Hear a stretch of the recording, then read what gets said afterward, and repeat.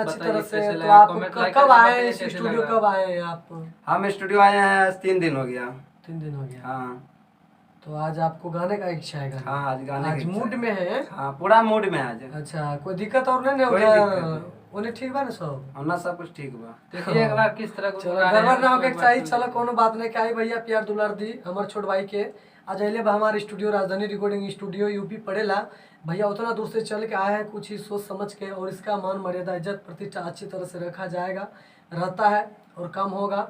चलिए भैया आप सब ये आप बता दीजिए भैया कि आप इतना दूर जो आए, यानी कि किसको आप फोन कर रहे थे? हमी को ना? हाँ, आप ही को फोन कर रहे थे। अच्छा, हम ही से बात हो रहा था। हाँ तो भैया देखिए ये बहुत दूर से आया है, समझे, हमको कॉल कर रहा था।